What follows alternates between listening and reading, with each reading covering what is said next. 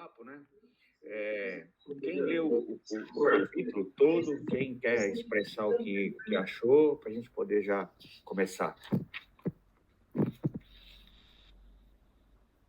Eu vou ter que chamar de novo?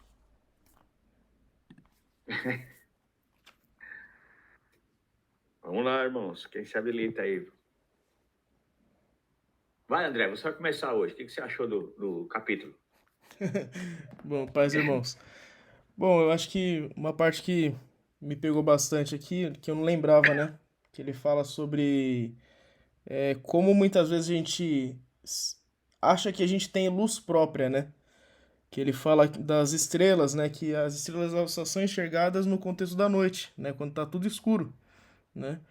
E da mesma forma, né? Deveria ser com a graça de Deus, a gente enxergar a graça de Deus por causa da nossa escuridão mesmo, né?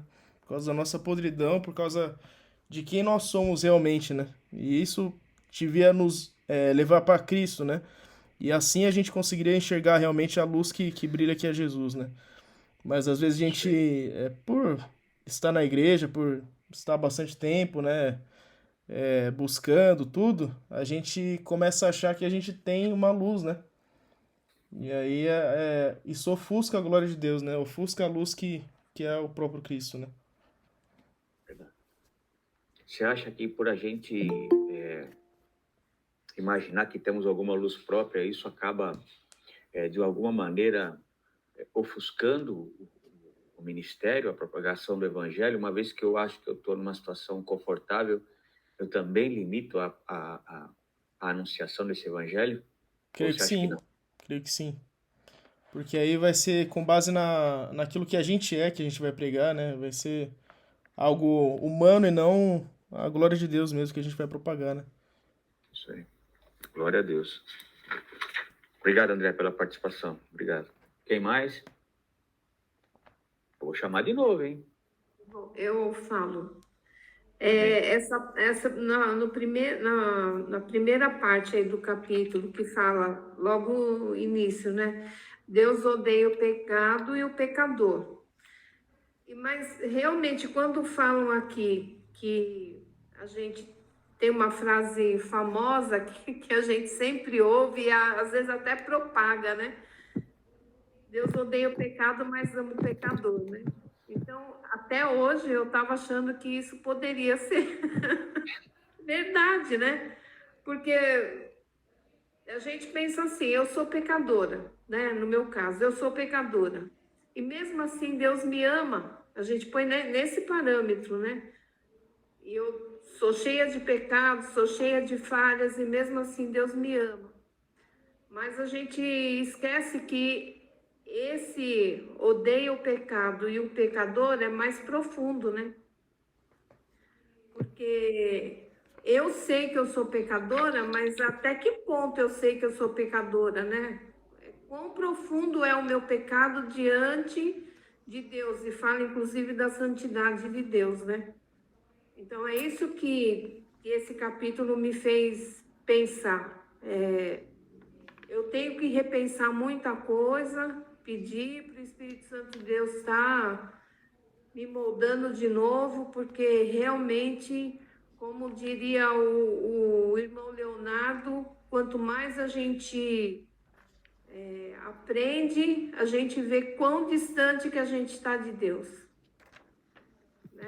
O irmão Leonardo falava sempre isso, e isso é uma verdade. Quão distante eu estou de Deus. E é difícil, é uma ladeira difícil É de difícil. subir. Aí a gente começa a compreender, pegando esse raciocínio que a irmã está fazendo, que é muito bom.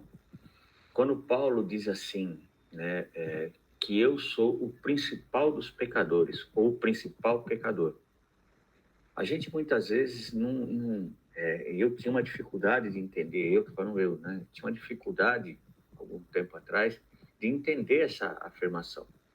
Porque eu achava que Paulo estava usando somente um recurso literário, né? Não estou falando que Paulo era hipócrita, não é isso. Mas ele estava usando somente um recurso literário. Mas não é isso. O que Paulo está dizendo é que ele conseguiu chegar num nível de maturidade tão grande que ele conseguiu olhar o mais profundo do seu ser. E ele via que dentro dele Se não fosse a graça, e somente a graça de Deus agindo na vida dele, ele com certeza continuaria atuando no nível do pecado, né? Dando vazão para o nível do pecado, tendo intenção de pecar, né? E é isso que é brilhante na manifestação da graça. E quanto mais perto de Deus a gente está, ou tenta estar, ou busca estar, mais a gente enxerga a nossa real condição. A condição realmente de pecado, de falha, né? De dor, de angústia. Realmente uma situação bastante interessante. Esse título choca muito, né? A primeira vez que eu li esse título, né? Deus ama, Deus odeia o pecado e o pecador. A minha primeira reação foi: não concordo, não acho que é isso não. Né? Sou obrigado a dizer: não concordo. Depois que eu fui entender o raciocínio, porque a gente tende a desassociar as coisas, né? Muito obrigado, Irmã Cida, é isso mesmo. Glória a Deus pela participação. Mais alguém? Boa noite, irmãos, da paz do Senhor. Paz do Senhor, irmã. Glória a Deus. Eu tenho uma pergunta, então. É uma pergunta mais em questão de evangelismo mesmo. Porque eu acho que todo mundo já viu a frase Deus odeia o pecado, mas ama o pecador, e já acreditou nela, né? Eu tô vendo que não sou só eu. Fico mais tranquila. Por quê? Porque a gente vê que Deus teve todo um plano de redenção para salvar um homem caído, um homem pecador. Desde lá, quando Adão pecou, né? Deus vem mostrando seu poder e sua misericórdia, né? Primeiro com o povo de Israel, né? Os escolhidos, inicialmente, e depois, finalmente, com a vida de Cristo para a liberação do perdão de Deus para toda a humanidade. Então, como que a gente explica esse amor que fala lá, né, em João 3,16? Porque Deus amou o mundo de tal maneira, como que a gente explicaria esse amor de Deus e, ao mesmo tempo, o ódio dele pelo pecador? Porque nós ainda continuamos sendo pecadores, né? Nós estamos buscando uma regeneração em Cristo, mas nós continuamos com os nossos pecados, né? Acredito que nós somos nova criatura em Cristo, né? Mas ainda nos considero como pecadores. Não sei explicar essa questão do amor de Deus por nós, porque nós somos pecadores. Como que ficaria? Primeiro, assim, vamos por partes, né? Então, a primeira coisa que a gente precisa é voltar um pouquinho na nossa conversa da semana passada, onde a gente falou dos atributos de Deus, né? Deus, na sua magnificência, ele tem atributos e alguns deles a gente utiliza, né, verbos que estão para a gente compreender, dentre eles a ira e o amor. Então, quando a gente fala do atributo de Deus, a gente tende a achar que Deus é mais amor e menos justiça, ou, né, que ele é mais amor e menos ira. Mas isso é igual, o tanto de amor é o mesmo tanto de justiça. Deus, no seu infinito amor, ele já no seu propósito da criação, já manifestou isso. Então ele falou, o homem, na sua criação, ele criou o homem sabendo que o homem ia cair. Então ele já providenciou a redenção, né? Na obra de Jesus Cristo, porque Jesus Cristo estava junto com o Pai na criação, né? E o Espírito Santo. Então ele providenciou, quando ele deu os exemplos lá dos sacrifícios, do sangue nas portas, né, das manifestações do altar, no Santo dos Santos, no mais profundo, né? Então, Deus, na sua infinita bondade, ele já providenciou. Então, o amor dele se manifesta já no plano da redenção. Por exemplo, esse plano se manifesta quando ele chega para as trevas e diz, haja luz e houve luz. Ele pôs ordem no caos e ele fez com que as trevas, né, cedessem lugar à luz. Então, já nessa parte, ele já está manifestando o seu plano de redenção. Então, ele precisou, por causa do seu plano de redenção, aplicar a ira dele, que foi em Jesus Cristo. Então, se o amor de Deus se manifestasse sobre o pecador, no sentido de manter ele como ele está, né, porque essa é a ideia. As pessoas tendem a desassociar o pecado do pecador como se o pecado fosse uma circunstância externa ou uma circunstância que ele pode ser tratada e ele continuar igual. Lembra que a gente falou semana passada que a gente a ideia é que a gente possa ter das circunstâncias que elas são naturais, vêm de mim. Então, o vício da droga, o vício do álcool, a prostituição, ele já é manifesta de um vazio interior, né? Então, Deus já manifestou esse propósito. Fala, André.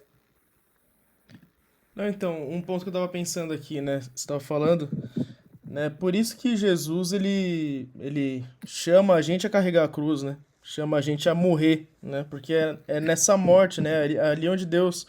É lógico que o juízo foi feito em Cristo, mas a gente morre com Cristo ali na cruz, né? O pecador é morto ali também, né? Então ele também recebe... Ele é alvo, né? Da ira de Deus ali na morte, na nossa morte diária, né? Não sei se... É isso. Tô falando Não, besteira. é isso aí. Ó, eu ia falar depois, mas eu vou colocar um texto aqui. F.F. Bruce, que é um estudioso, né?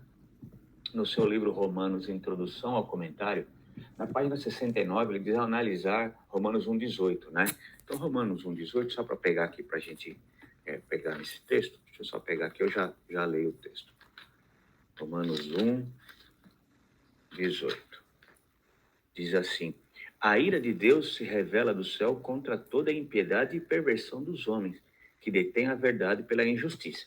Então ele diz o seguinte, ele nos esclarece: se se pensa que a palavra ira não é muito apropriada para usar-se com relação a Deus, é provavelmente porque a ira, como a conhecemos na vida humana, constantemente envolve paixão egocêntrica, pecaminosa. Com Deus não é assim. Sua ira é a reação da santidade divina à face a impiedade e a rebelião. Paulo, de certo, concordaria com Isaías ao descrever a ira de Deus como uma sua obra estranha, Isaías 28, 21, a qual ele aplica lentamente com relutância. A ideia de que Deus é irado não é mais antropopática do que o pensamento de que Deus é amor. A razão pela qual a ideia da ira divina está sempre sujeita a mal entendidos é que a ira entre os homens é eticamente errada. E, contudo, mesmo entre os homens, não falamos da ira justa? Há dois extremos que devem ser evitados ao tratar a ira de Deus. O primeiro pertence àqueles que apresentam cheio de amor e longanimidade, como um pai amoroso, que não irá destruir seus filhos. Portanto, não acreditam na severidade ou na ira de Deus. No extremo oposto, se encontram os que apresentam a Deus como um ser vingativo e irado, que faz com que os homens queimarem para sempre.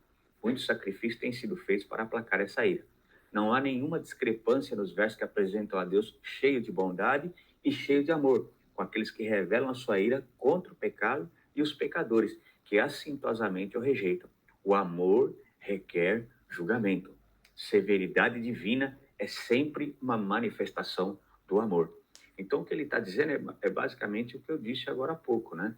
Deus, na sua infinita bondade, na sua infinita glória, no seu infinito amor, ele já no seu propósito eterno, né, da redenção, ele já deixou isso especificado.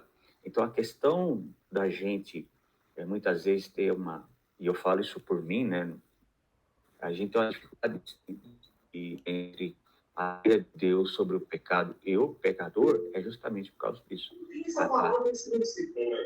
Pode falar, Adriano. Ô, Gilberto. Oi, pois não. No Salmo 7, versículo 11, o Paul Washer, ele falando, né, da ira de Deus, que Deus tem ira, né? Nesse salmo fala que... deixa eu arrumar aqui o celular. Que Deus se ira todo dia, né? No Salmo 7, verso 11, diz assim: Deus é um juiz justo, um Deus que se ira todos os dias. No verso 12, diz assim: se o homem se não converter, Deus afiará a sua espada. Quer dizer, Deus, ele ama, ele odeia o pecado, né? Vamos assim dizer. Mas enquanto o homem não se converte, Deus continua tendo, por consequência do pecado que está na vida dele, da sua resistência, né? O homem zomba de Deus, blasfema, né? Escarnece de Deus. A ira de Deus continua sobre a vida dele.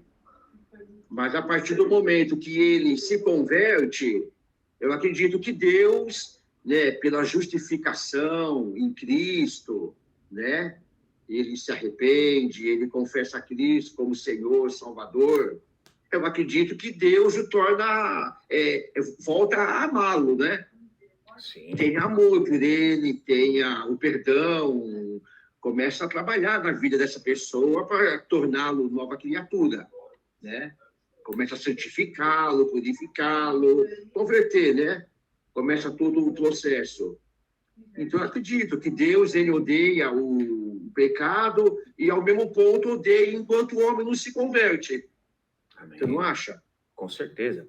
Mas é esse o ponto glorioso. Você tocou agora no centro de todas as coisas. Para que eu receba esse amor, Deus precisou aplicar a ira dele no seu filho. E é essa a glória, é essa a intenção do capítulo, é demonstrar que Deus precisou agir com a sua justiça, com a sua ira, sobre o seu filho. É por isso que ele fala, até o André comentou, da questão das luzes, né, da gente ter a dimensão da graça, e o Paul Washer, ele fala isso numa das páginas, eu até anotei aqui, a gente vai chegar lá depois, quando ele pega e faz o chocalhar das chaves. Ele falou, né, quando a gente pega, ele fala, nas minhas palestras, às vezes eu estou no púlpito, eu chacoalho as chaves.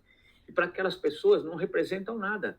Agora, se aquilo fosse dentro de uma cadeia, aquele barulho de chaves representaria a liberdade, né? Então, o que acontece? Nós, muitas vezes, não damos o valor a essa questão, porque nós achamos que uma vez a ação de Deus sobre o meu pecado, e eu estou tranquilo.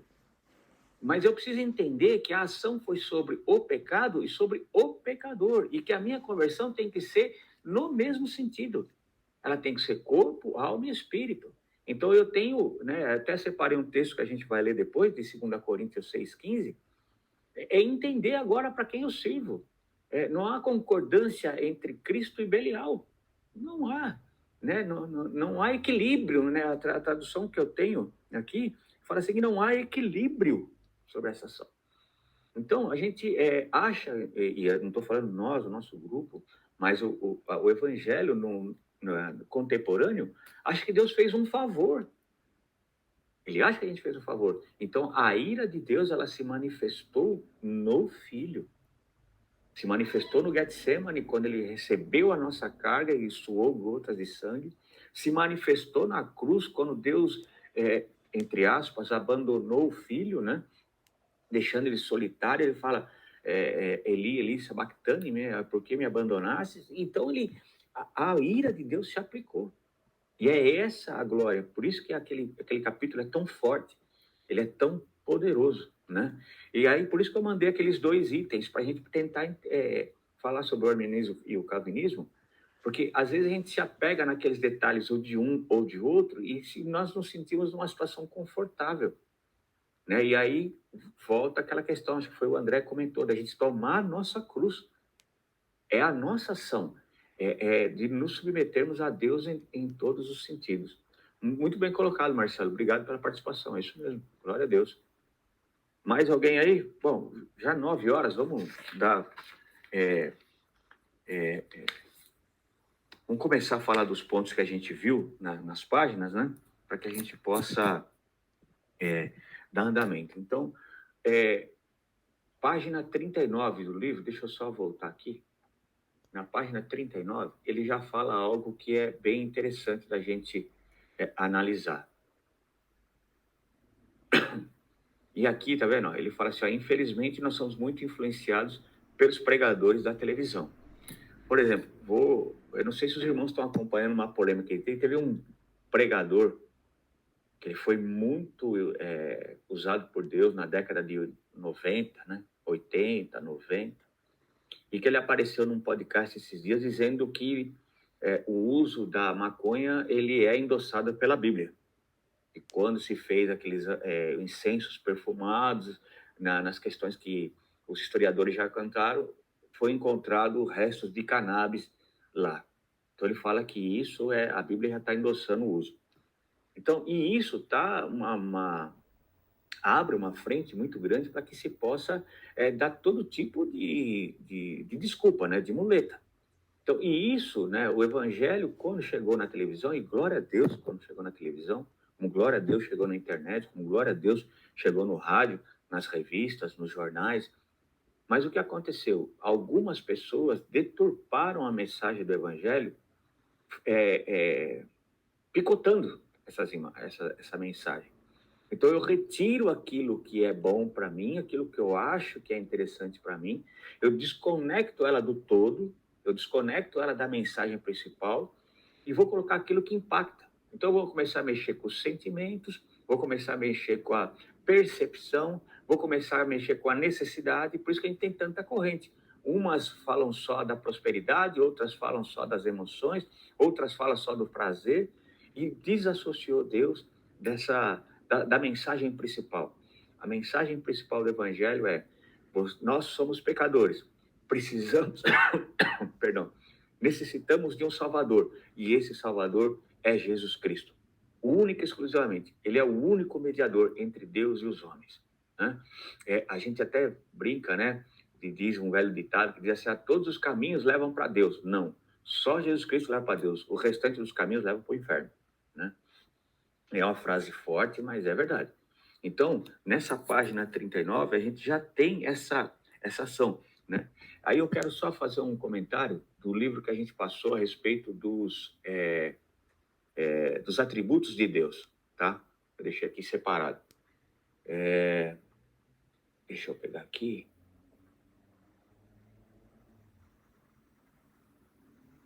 Ó, aí, Damares, isso também envolve um pouquinho aquela pergunta que você fez, tá? Diz assim, ó: se em um universo, ou anjos, ou seres humanos lhe fossem necessários de algum modo, teriam sido chamadas a existências desde a eternidade. Está falando da solidão de Deus, né? Ao serem criados, nada acrescentaram a Deus essencialmente. Ele não muda. Malaquias 3:6. Pelo que essencialmente a sua glória não pode ser aumentada nem diminuída. Deus não estava sobre coação, nem obrigação, nem necessidade alguma de criar. Resolveu fazê-lo foi por um ato puramente soberano da sua parte, não produzido por nada alheio a si próprio, não determinado por nada, senão ao seu próprio beneplácito, já que ele faz todas as coisas segundo o conselho da sua vontade. Efésios 1:11. O fato de criar foi simplesmente para a manifestação da sua glória.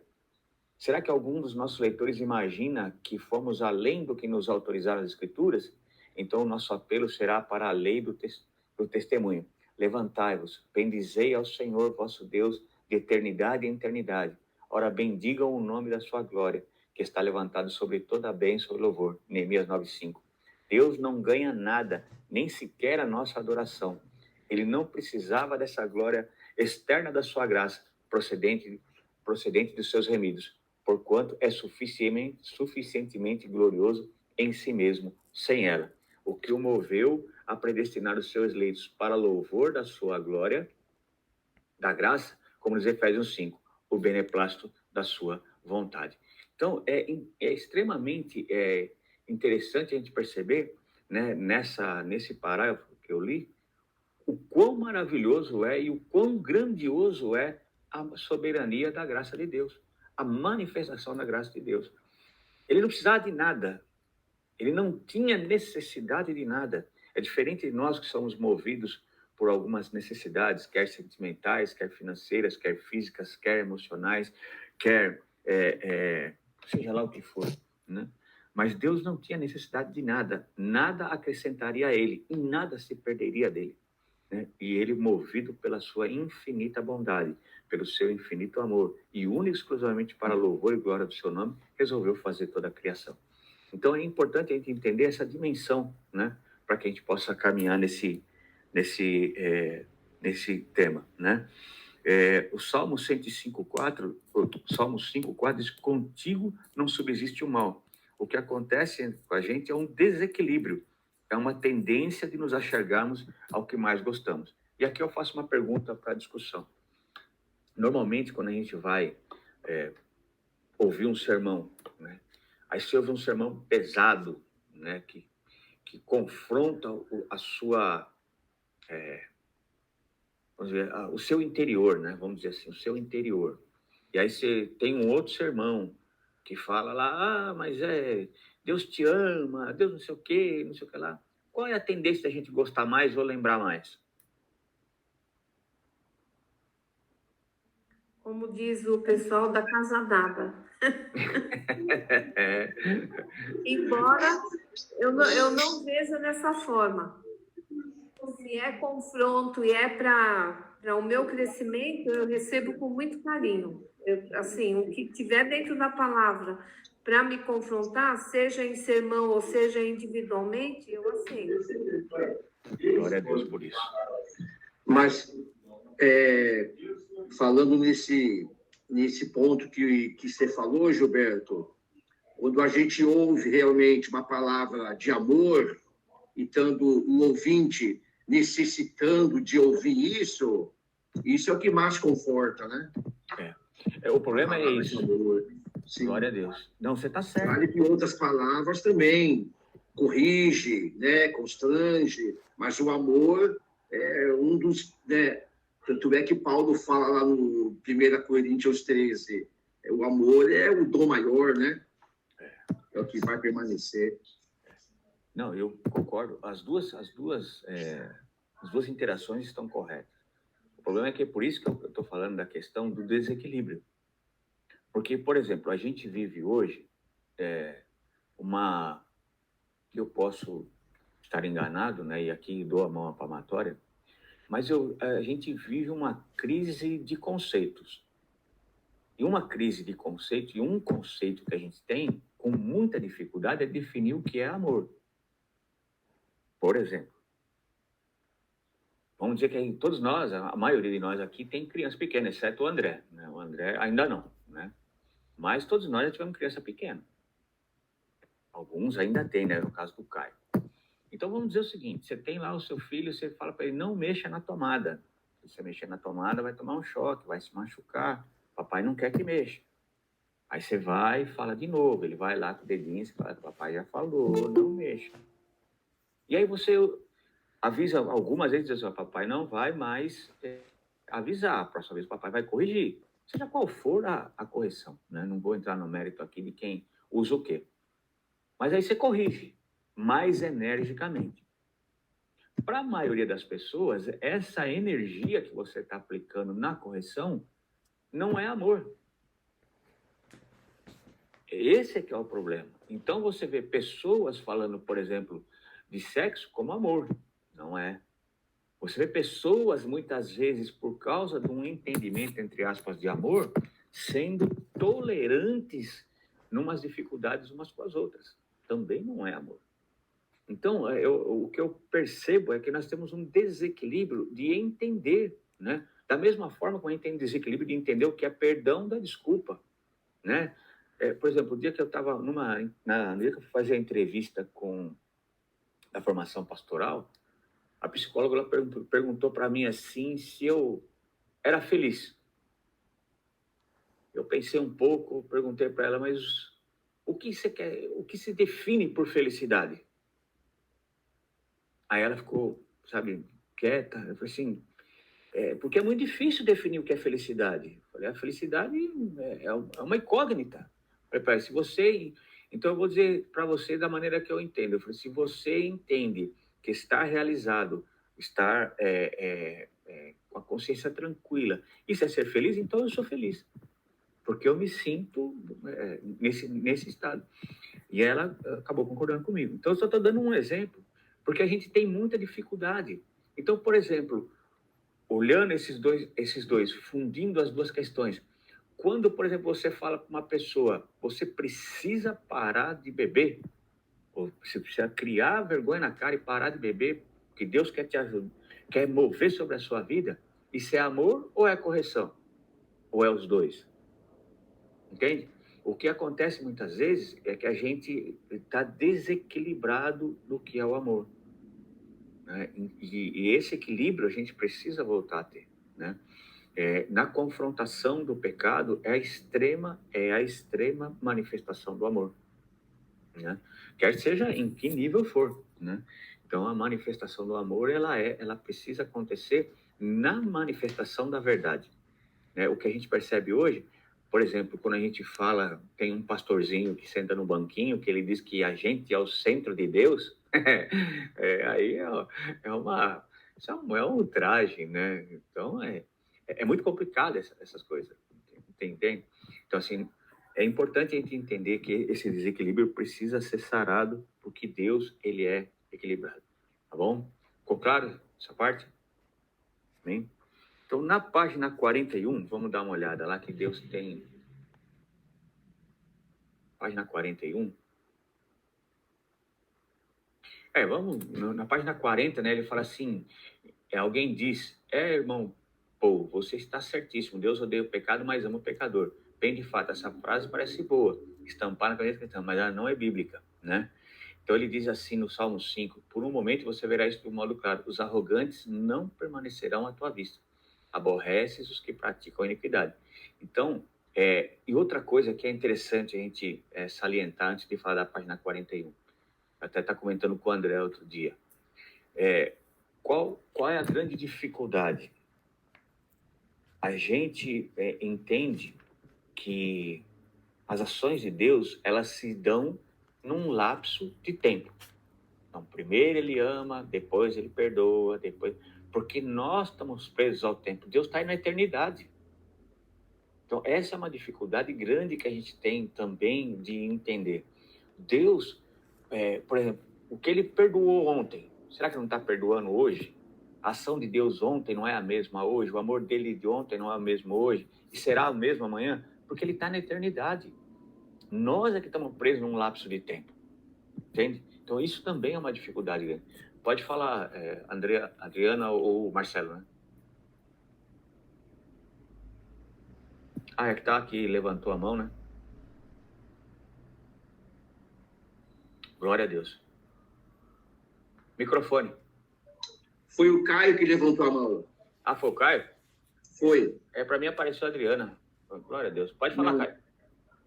Não, eu só ia complementar que tem uma frase que o Caio sempre gosta de falar. Inclusive, ele estava conversando com os parentes dele esse final de semana e ele falou sobre isso, né? Que muitas vezes a gente pensa que o contrário de guerra é paz. Mas que na verdade, não, o contrário de guerra é a indiferença, porque quem ama faz guerra, né? Quem ama confronta, quem ama quer ver a pessoa melhorar e não quer ver ela ir pro inferno, né? Aí verdade. Ele tá usando esse exemplo com a mãe dele, né? Falando sobre ela se posicionar frente a algumas coisas que ela vê na casa dela e tudo mais. Então, só queria complementar. Até abaixei a mão porque eu falei, deixa o irmão continuar. Mas era isso. Não, tá certo. Mas tem até uma frase em latim, né, que eu gosto bastante, né, que diz assim, si vis pacem para bellum, né? Se você quer ter paz, se prepara para a guerra, né? E é interessante isso, né? Já vou passar para o André, mas é interessante isso, que a Bíblia nos fala assim que Jesus, ele não veio trazer a paz, mas a divisão. Se eu não estou enganado, a palavra que ele usa é essa, né? Ele trouxe o confronto. O primeiro confronto que ele teve foi quando ele disse arrependam-se. O segundo confronto, quando ele expulsou os cambistas, né? Quando ele expõe a natureza pecaminosa das pessoas. Então, não é porque Jesus manifestava a sua graça que ele também não era verdadeiro, que ele não era franco, que ele não confrontava. Ele confrontou, todos os sermões que a gente vê, ele confrontou a natureza. É bem interessante isso. Fala, André. Então, que eu lembrei de um texto no versículo de Provérbios 27, né? No versículo 6 vai falar, né? Leais são as feridas feitas pelo que ama, porém os beijos de quem odeia são enganosos. Mas é isso mesmo. Só para complementar, né, pegando esse raciocínio. Quando Judas foi trair, o que ele fez? Beijou. Tem até alguns pregadores que dizem assim, né? Pedro era tempestuoso, briguento, mas é melhor um Pedro tempestuoso um beijoqueiro que nem Judas, né? Então, é Qual complicado. que é o provérbio, André? É Provérbios 27, versículo 6. Tá. 27, 6. Na página 41, no finalzinho, ele diz assim, né? Estamos sempre considerando apenas um lado da história. Quando as escrituras nos dizem que precisamos ter o pleno conselho de Deus, né?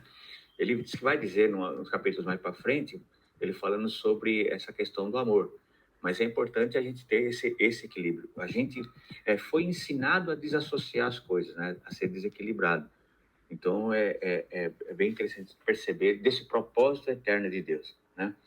Aí, na página 42, tem aquele que o André comentou, né? Porém, para que você aprecie o amor de Deus, você precisa entender algo. O amor de Deus é exaltado da mesma maneira como as estrelas são exaltadas pela escuridão do céu. Se você estiver lendo esse livro ao anoitecer, responda a pergunta, onde foram parar as estrelas, né? Então, é bem interessante isso. Eu uso sempre, né, nos sermões, ou repetidas vezes eu falo sobre isso, né, que a gente só dá valor para o prato de comida quem já passou fome, né? E às vezes a gente não acaba se esquecendo daquilo que Deus já fez.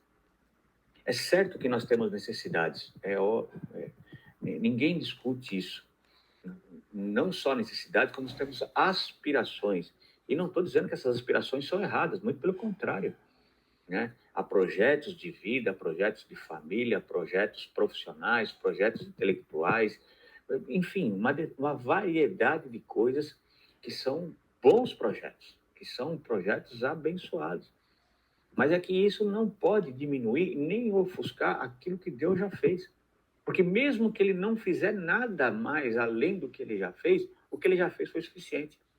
E é isso que muitas vezes a gente esquece enquanto servos de Deus.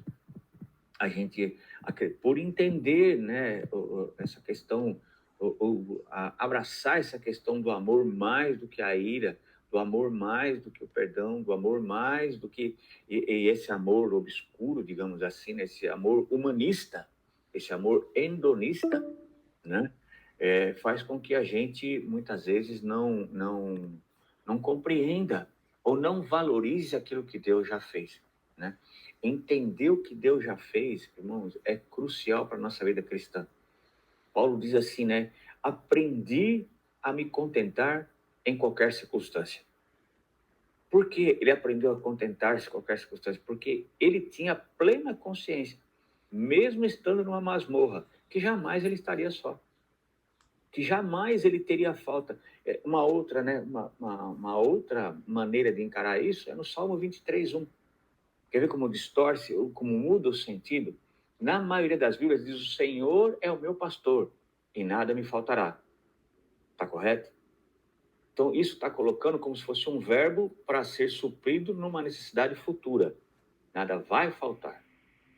Quando a tradução mais adequada, ou a tradução que tem grande parte da concordância dos teólogos, diz: o Senhor é o meu pastor e de nada tenho falta. Olha como muda completamente o entendimento. Então, o Senhor é o meu pastor e de nada tenho falta. Tudo que vier já vai ser adendo a essa graça bendita. Compreende a extensão daquilo que a gente tem? Por que o nosso evangelho, muitas vezes, ele é fraco e duvidoso? Porque nós estamos sempre esperando aquilo que vai acontecer amanhã. Nós estamos sempre esperando mover para depois. Nós estamos sempre esperando aquilo que vai ser feito, quando a gente já devia estar glorificando por aquilo que já foi feito. É crucial a gente compreender a dimensão dessa afirmação, né? A gratidão se manifesta por aquilo que já foi feito. Deus não vai quebrar as minhas correntes, Ele já quebrou. Deus não vai me libertar, Ele já libertou. Deus não vai me transformar, Ele já transformou. Deus não vai me perdoar, Ele já me perdoou. Deus não vai me amparar, Ele já me amparou. Então, a grandiosidade dessa ação do Evangelho, onde Deus move isso, depois de aplicar a sua ira em seu Filho, né, permite com que a gente abrace. Então, não importa, e aí eu volto naqueles 2 pontos, não importa se a eleição é por um punhado, se o chamamento é condicional ou incondicional, se ele se eu tenho livre-arbítrio ou não tenho. O que eu tenho é a manifestação da graça de Deus já presente na minha vida.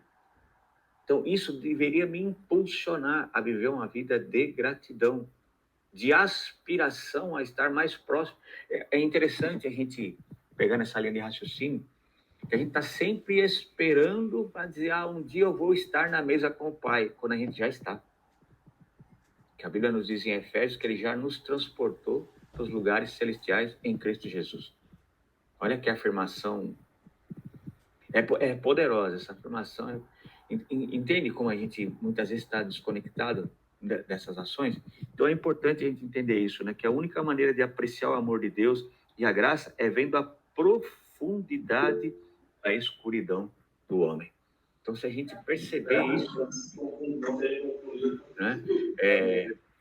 Quando você vê, no finalzinho do parágrafo da página 43, ele diz, quando você vê a profunda escuridão do seu próprio coração, então você se dá conta de que Deus se moveu por amor a você, e isso faz cair de joelhos, com imensa admiração, e você o adora, né? Entender essa ação cai nisso que a gente estava comentando agora, porque note que muitas vezes a nossa oração é só uma pedilança, né? Senhor, me abençoa, Senhor, faz isso, Senhor, faz aquilo, e muito pouca adoração. Isso não é julgamento de ninguém, tá? Não é, mas é só para a gente pensar, né? No que eu estou entendendo isso. Adriano, Marcelo? Ô Gilberto, hoje eu escutei um pregador falar que um irmão chegou para ele e perguntou se ele era calvinista ou herminiano. Aí ele falou, eu não sou nem calvinista e nem herminiano, eu sou Subirá? bíblico. É o Subirá? Oi? Foi o Subirá? Não, foi um outro pastor. Ele falou, eu não sou nenhum e nem outro, eu sou bíblico. Eu estou na Bíblia. Para ser sincero para você, eu também não estou nenhum nem outro, né? Eu entendo a decisão da igreja, que precisa ter uma linha de raciocínio, né? Eles não ter uma declaração de fé, mas eu estou entre um e outro também. Eu acho que há uma eleição, né? Como também a questão do livre-arbítrio, eu acho que essa questão do livre-arbítrio ela é muito restrita a uma fração de tempo, né? Eu não acredito no livre-arbítrio, falando eu particular, e não há, não estou dizendo isso teologicamente, nem pastoralmente, estou dizendo eu, Gilberto. Eu creio que esse momento do livre-arbítrio ele só acontece no momento da minha conversão. Quando o Espírito Santo toca no meu coração e ele abre a condição de eu receber ou não a Cristo. Só. Porque depois disso, eu sou filho de Deus. Então aí a minha adoração é para Deus. E se eu não receber, eu sou escravo do pecado. Então, você entende? Então, mas é uma visão minha, particular, tá? E aí, se precisar ser corrigido, eu corrijo, não tem problema nenhum. Mas é uma visão minha particular. Tranquilo? Página 43. Vamos lá, tem o primeiro parágrafo ali, tem algo interessante no parágrafo 43. Eu tenho um objetivo de toda essa loucura de falar sobre a lei de Deus. Eu quero cavar um buraco e enterrar você no fundo. Eu preciso mostrar-lhe quão escura é a sua noite e quão sem esperança é a tua situação, para que quando eu começar a falar de Jesus, você fique cheio de admiração, né? E particularmente, eu gostei muito desse parágrafo. Porque, assim, a gente tem alguns minutos, daqui a pouco a gente vai ter que fazer um outro link, se os irmãos quiserem continuar, né? Senão a gente continua na próxima semana. Mas é interessante, né? Quando a gente fala de admiração por Jesus, quem Jesus é para nós? Não é o que ele é, mas quem ele é. Alguém quer participar, falar alguma coisa? Vai, Cauê, você aí.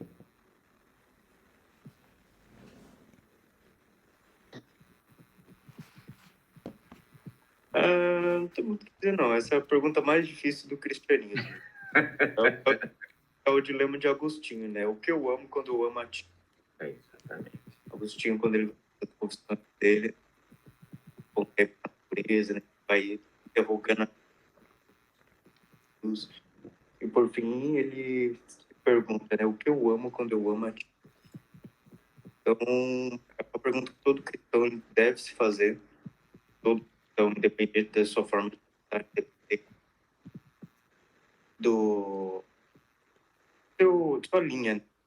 Seja calvinista, seja arminiano, seja batista, seja pentecostal. É a pergunta que todo cristão genuíno deve se fazer. O que eu amo quando eu amo a ti? Exatamente. Estamos amando um Deus de fato ou uma imagem? Porque nós sempre tomamos cuidado para não criar uma imagem, um ídolo, mas a gente sempre, inconscientemente, quebra o segundo mandamento, né? De fazer uma imagem de Deus no nosso coração.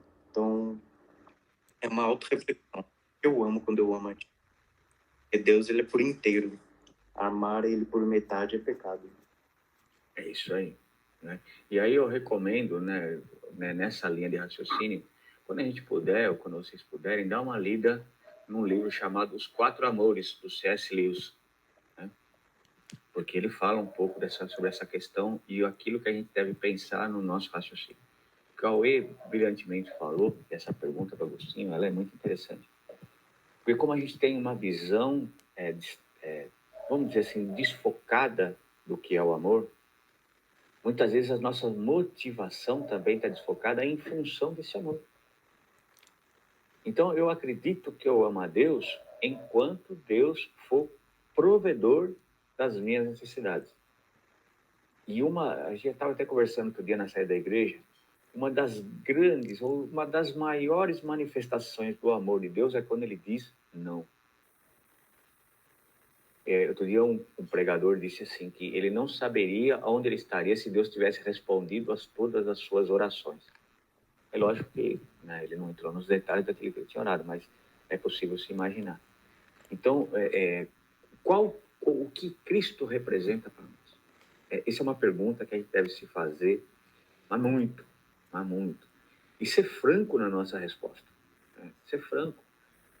Ter maturidade, né? Não é maturidade a nível de ideia, mas maturidade espiritual para dizer o que Jesus é. Porque para muitos, e nós estamos num grupo seleto aqui, eu posso dizer, para muitos Jesus é só uma muleta. Para muitos, Jesus é só um conceito. Ah, mas ele é meu salvador, mas é um conceito. Ele salvou você do quê?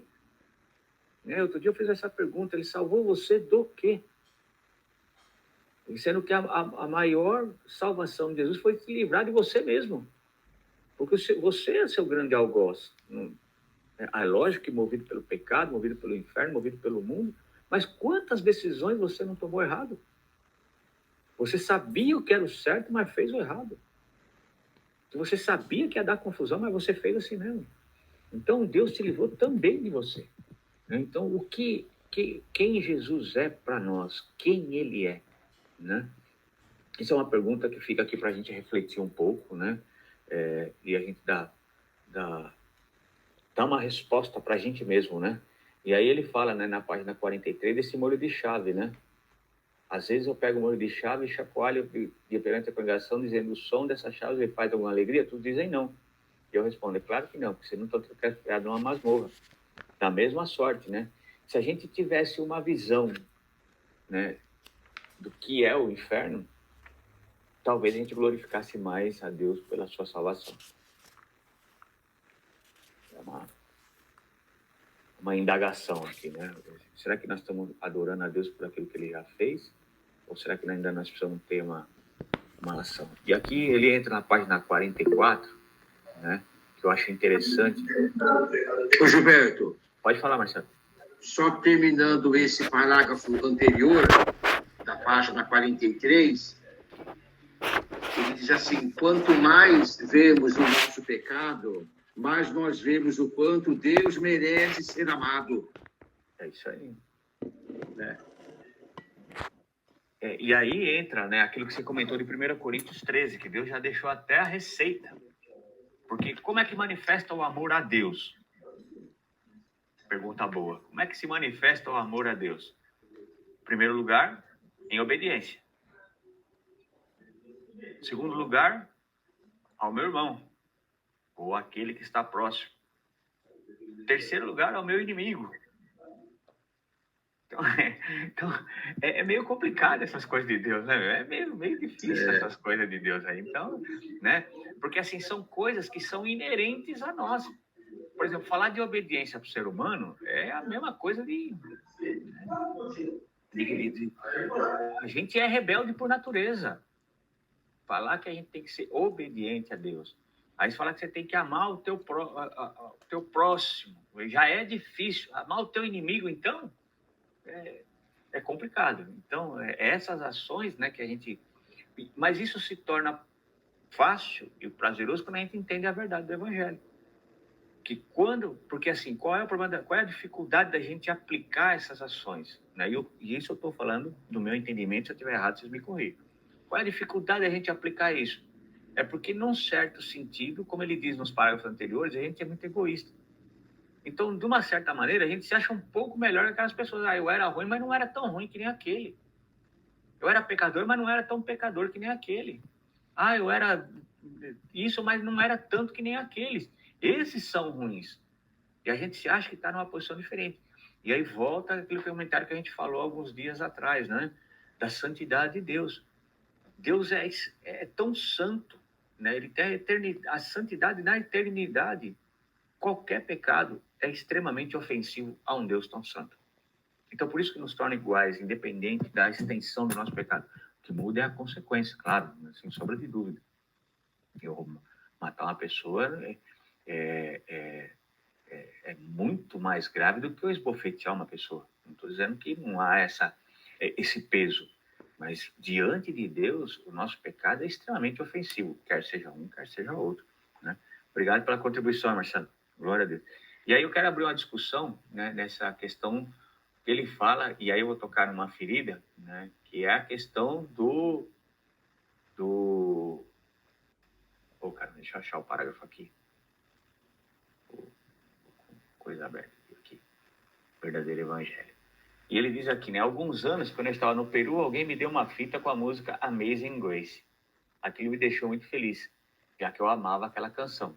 Eu a coloquei no meu toca-fitas e quando a primeira estrofe tocou, na mesma hora eu tirei e a joguei no lixo. Vocês leram esse parágrafo ou não? Esse parágrafo que a gente estava lendo, ele é interessante. Ele diz que ele pegou esse texto, né, essa fita, colocou para ouvir e ele jogou na mesma hora fora. O que os irmãos acharam desse parágrafo? Eu não li todo, faltou ler um pedaço. O que os irmãos acharam? Os irmãos leram esse parágrafo que está na página 44? O que os irmãos acharam dessa ação? Eu achei correto. Você é suspeito. Até porque, Na verdade, tipo... ele diminuiu, né? Uhum. E quando ele coloca, em vez de pecador, ele coloca homem, você diminui a grandeza da graça, né? Isso.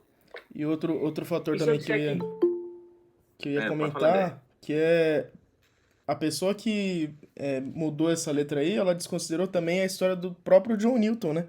O compositor da canção, né? Que ele fez, é lógico que isso se aplica para todos nós, né? A gente é miserável mesmo, a gente é verme mesmo, né?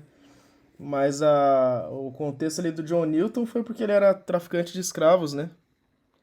De navio negreiro, né? Então, quando ele se converte, com o fim ali com a abolição da escravatura ali da Inglaterra ali com o Wilberforce, né? Até um pouquinho antes, né? A conversão do John Newton ocorre. E eles têm esse choque de realidade, né? De quão cego ele andou, quão perdido ele andou, né? E aí a graça salvou um miserável como ele. Isso. E se eu disser que isso está acontecendo mais do que a gente possa imaginar? Isso está acontecendo. Então, vamos expandir o raciocínio. Né? Há uma tentativa deliberada de diminuir o impacto tanto da da Escritura quanto dos louvores de adoração. Então, o que acontece? Quando a gente muda uma letra dessa, o que ele está dizendo aqui? Ele está dizendo um homem, apenas um homem. E nessa questão do homem, ele está elevando essa questão do ser humano para um patamar que não existe. Então, ele está tirando a questão original de como a pessoa era, que é um pecador miserável, de um pecador. Então, por exemplo, quando a gente canta determinados louvores, a gente está tirando muitas vezes a centralidade de Deus. Eu estou procurando um texto aqui de Timóteo. Deixa eu ver se eu acho esse texto aqui. Ó, só para os irmãos entenderem, tá? Aquilo que eu estou dizendo, como isso se manifesta mais do que a gente possa imaginar. E aí é só por isso que eu falei de debater esse assunto. Porque às vezes a gente canta sem perceber, a gente compra Bíblias sem perceber, a gente tem literatura na nossa casa que a gente não percebe, e a intenção é cada vez mais esvaziar o poder de Deus. Porque o nosso alimento é a Bíblia. Se a gente lê uma Bíblia que está corrompida, nós vamos sendo mal formados, né? Então, por exemplo, algumas traduções já estão tirando a palavra pecado para colocar por ofensa. Isso não tem nem como descrever, né? Ó, 1 Timóteo 3, no versículo, só para a gente ler o texto, eu já vou passar para o Marcelo. 1 Timóteo 3,16, diz assim, ó, evidentemente, grande é o mistério da piedade. Aquele que foi manifestado na carne foi justificado em espírito, contemplado por anjos, pregado entre os gentios, crido no mundo, recebido na glória. A maioria das versões estão assim, a maioria. Os textos mais originais, mais antigos, os textos, vamos dizer assim, mais efetivos, diz que, em vez de aquele, que está na terceira pessoa do singular, está escrito Deus. Então, olha como o texto fica contundente, porque esse texto está falando de Jesus.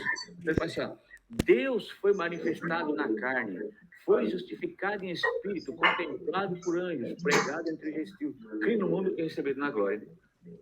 Então é um texto que, por si só, já afirma da divindade de Jesus. Então eles tiram isso, tira a palavra Deus, coloca por aquele. Então isso é importante que a gente possa estar atento a essas coisas. O que o Paul Washer fez com o louvor, falando, né, dessa questão lógica do pecado, do pecador, mas isso é uma luz para a gente em todas as circunstâncias. Então, o nosso louvor, nós temos que estar atentos no louvor, temos que estar atentos nas versões da Bíblia que a gente tem. Eu, particularmente, vou dizer eu, tá? Eu não gosto da nova versão atualizada. Não gosto, eu particularmente. Fala, Marcelo. No livro, o Paul Washer escreveu algo que eu não sei se ele está se referindo à letra dessa canção, mas ele escreveu algo assim que eu também não entendi. Ele escreveu assim: quando você retira do homem toda a escuridão que há dentro dele, você retira a glória do evangelho que existe para iluminá-lo. Eu não entendi essa frase que ele escreveu. O que ele está dizendo... Assim, se você tira a escuridão, é óbvio que vai entrar, no caso, o evangelho, né, para iluminá-lo, para convertê-lo, para convencê-lo. Uhum.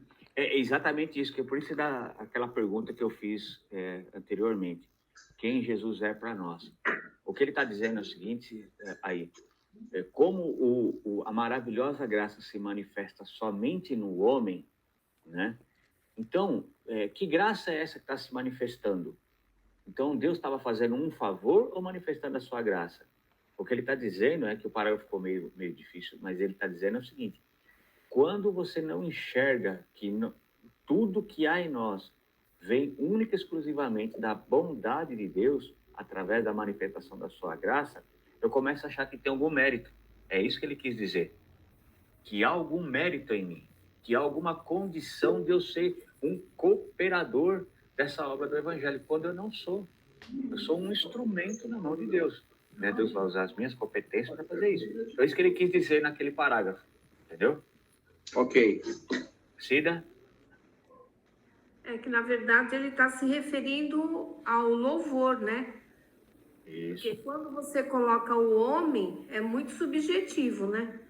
É um homem comum, um homem que não. Agora, quando ele é colocado miserável, pecador, verme, como ele estava se referindo,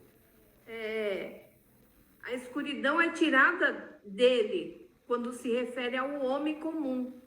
Agora, na profundidade de ser um verme, né, de ser um miserável, um pecador, a escuridão fica no homem. Aí a graça, a glória de Deus é manifestada, é manifesta, né? Porque retiram aquilo dele. Ele se referiu à letra, né? E a nós também, né? Não é só a letra, é para a gente se contextuar mesmo.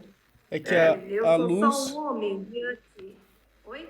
Não, é que a luz ela só pode brilhar onde está escuro, né? Se você Exato. trata o homem como ele não tem de escuridão, então no caso ele fala, né? Quando você tira a escuridão do homem, né? Tipo assim, o homem não tem escuridão, o homem já é luz. Pra que a luz vai brilhar? Porque já é luz, né? Então, agora, quando você entende que em nós existe uma escuridão, aí sim tá propício pro evangelho brilhar, né? Pra luz de Cristo brilhar, pra tirar essa escuridão da gente, né?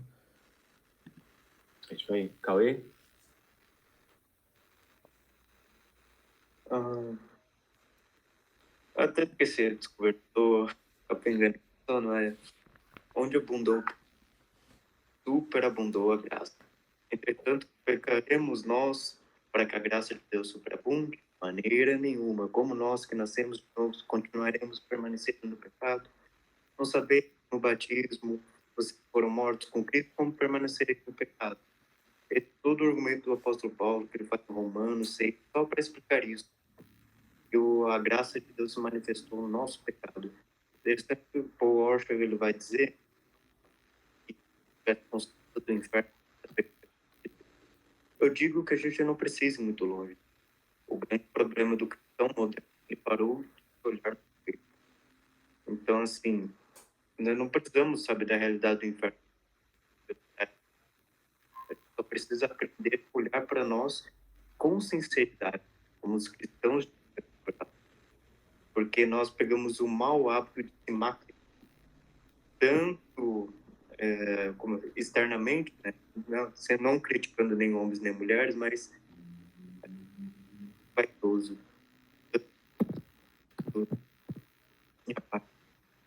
Quanto em espiritualidade, um mau hábito de maquiar.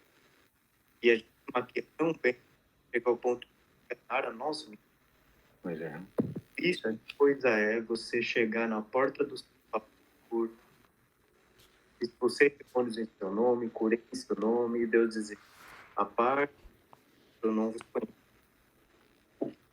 Então, enganou. Então, a gente tem que tomar muito cuidado, ser sincero conosco mesmo. Nós somos, sabe? Amo quando eu amo o Senhor, porque eu nunca durante toda a vida ela foi uma mentira, porque eu enganei a mim mesmo.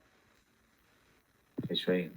Ele, nessa linha que o Cauê está falando, ele falou muito bem, o próprio Paul Washer, na página 45, ele responde essa questão, né? Ele diz assim, ó, por que os homens não buscam um Salvador? É porque, na maioria das vezes, em muitas pregações, o homem é muito legal. Ele só precisa ser ajustado aqui e ali, e então terá tudo o que precisa. Ele só precisa de uma coisinha ou outra para tornar sua ótima vida ainda mais perfeita. E Jesus apenas está no topo dessa lista de coisinhas. Ele não precisa entender que todos os homens são nascidos no pecado, miseráveis, sujos, odiadores de Deus, possuidores de um coração negro e morto. Né? Então é isso que ele está dizendo, né? Se a gente não se aperceber dessa escuridão, jamais a luz do evangelho vai poder entrar, né? Quando ela entra, ela dissipa realmente todas essas trevas. Aí ele continua na página 45, né, falando por que quem muito foi perdoado, muito adora, né? Então, é interessante, ele fala assim no final, né? Eles saíram do esgoto e quando ouviram sobre o amor de Deus, seus corações explodiram de volta em amor. Então, a ira, na página 46, a ira é a resposta de Deus contra a impiedade do homem. Você diz, eu não gosto disso, mas deveria, né? E aí ele faz um questionamento que é bem interessante, né? Já notaram essa questão que está sendo colocada esses dias? Por exemplo, que a pedofilia é apenas uma doença? Não sei se vocês acompanharam isso. Tem alguns psicólogos que estão entrando com umas petições, inclusive já tem, acho que uma PEC já rodando por aí no legislativo, de que a pedofilia ela é simplesmente uma variação, não é uma abominação ou não é uma infração, ela é somente uma variação. Então, é isso que ele está dizendo aqui, né? E aí ele fala o seguinte, ó, um pedófilo molestou 6 garotos, sem dar a mínima para aquilo. Você diria sobre mim, seu doente, o que há errado com você? E você deveria ficar irado ao ler isso. Eu deveria, mas porque Deus não tem nenhum direito de ficar irado. Entende? A gente, quando fala de que a gente pode ficar irado quando vê uma coisa errada, e a gente tem uma resistência a falar que Deus tirou, né? Mas é importante que sempre lembrar disso. A ira de Deus se aplicou no seu filho. Perfeito? Página 47, né? Deixa eu pegar aqui.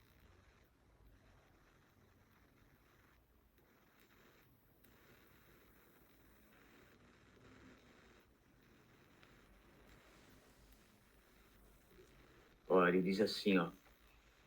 Quem poderia ver os Estados Unidos assassinarem milhares de bebês todos os dias e dizer, está tudo bem?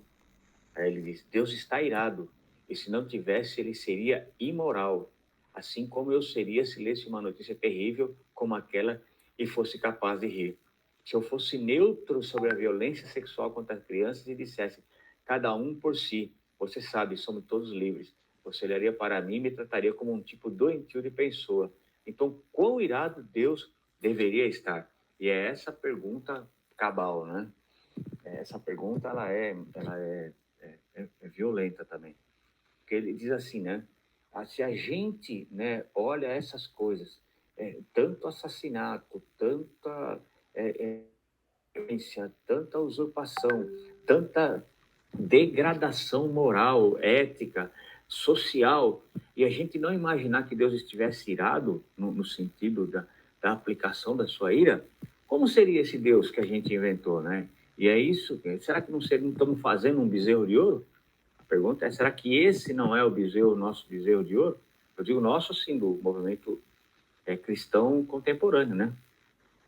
Será que não é?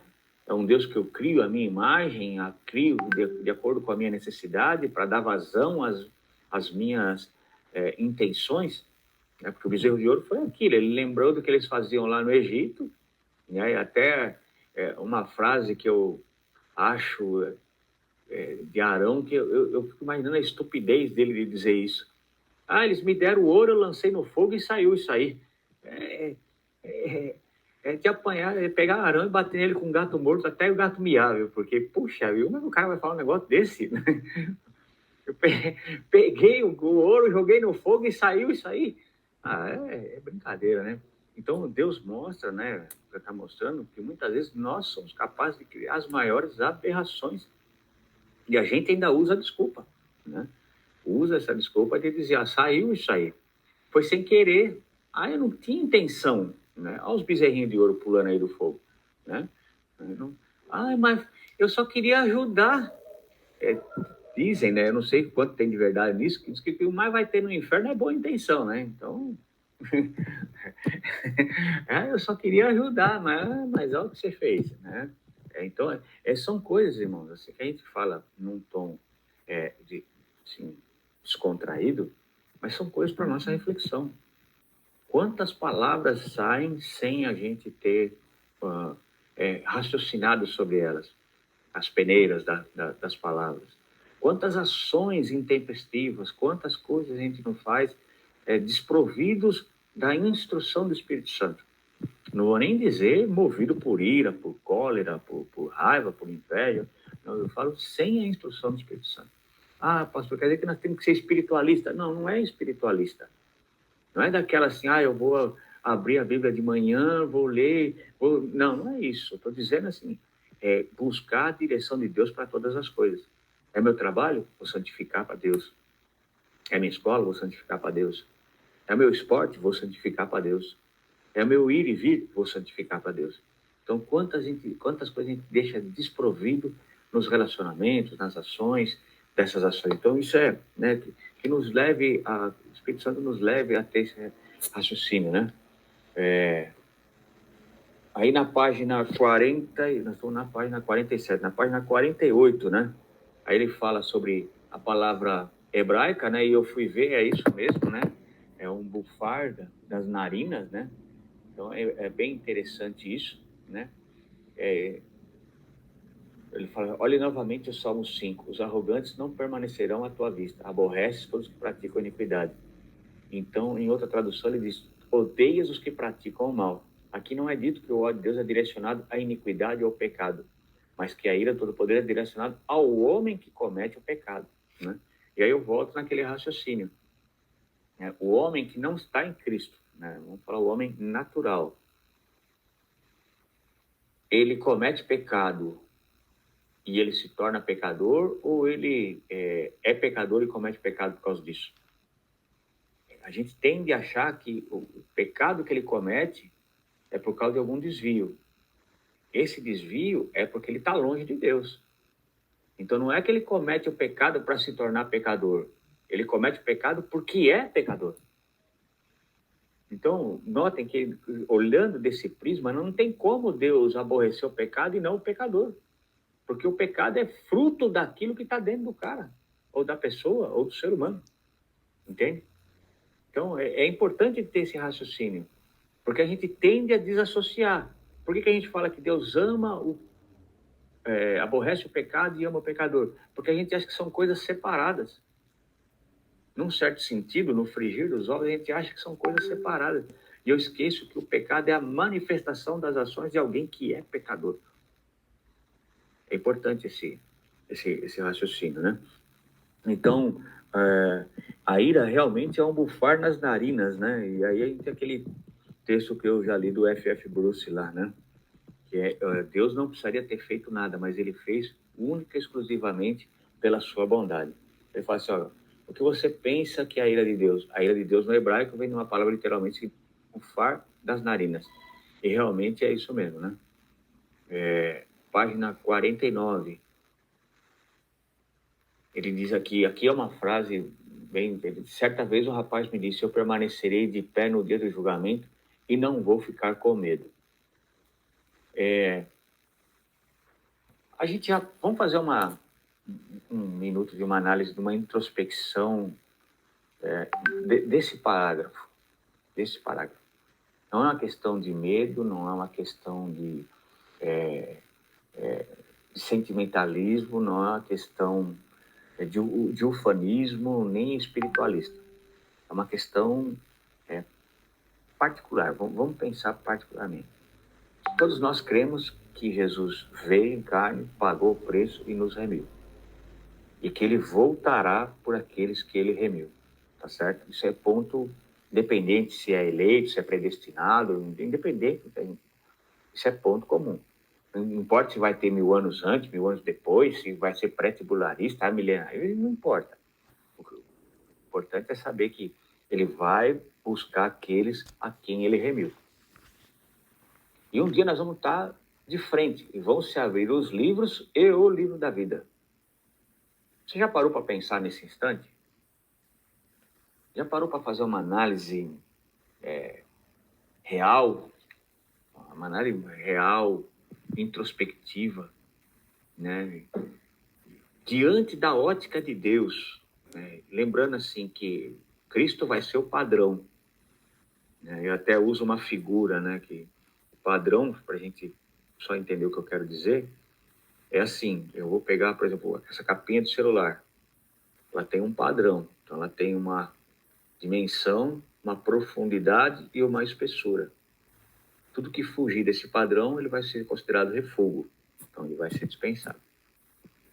Então, o nosso padrão é Cristo. Nesse dia, diante desse padrão, você já parou para pensar como vai ser? É difícil, eu vou dizer por mim, é difícil eu olhar para esse dia e não tremer. É difícil olhar para esse dia e não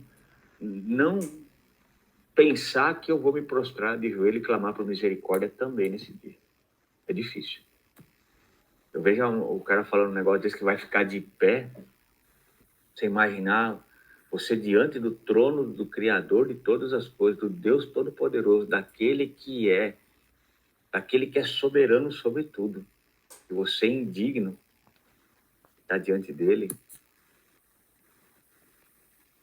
Eu estou falando assim, eu pensando comigo, né? É importante ter essa linha, porque se a gente não tiver, nesse sentido, a segurança da obra de Cristo, da redenção manifesta por Cristo, o que será de nós? Entende? Isso eu falo somente uma reflexão, né?